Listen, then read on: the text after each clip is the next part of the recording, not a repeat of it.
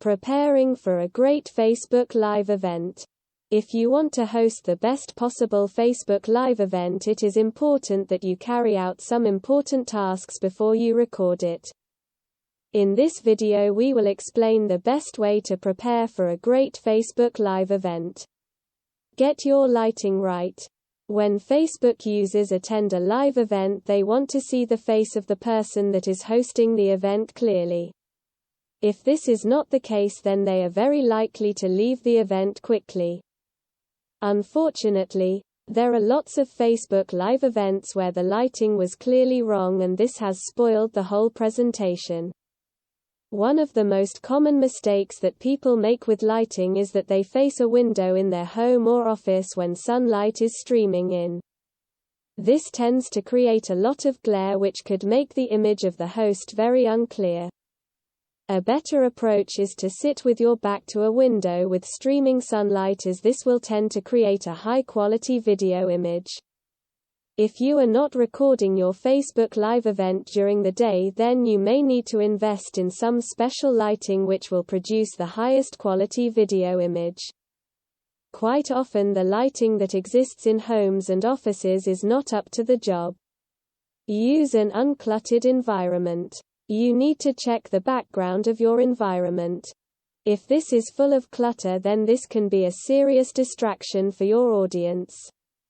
A large clock in the background can force your viewers to look at it instead of you, for example. Always bear in mind that you are trying to present a professional image of your business with all of your Facebook Live events. Nobody is going to be impressed if you record your live events against a background of clutter. Make sure that other people do not interrupt your Facebook Live recording. There is no reason why you shouldn't record your event at home, but it will be very distracting if your children or one of your pets suddenly makes an appearance. This will probably give your audience a laugh, and it is okay one time, but you don't want this to happen more than once. Do your best to prevent it happening at all. Test your internet connection. A lot of businesses these days use a Wi-Fi router for their internet connection. This is fine, but you need to ensure that you have the strongest possible signal before you go live. If the internet drops out during your event, then this will come across as completely unprofessional.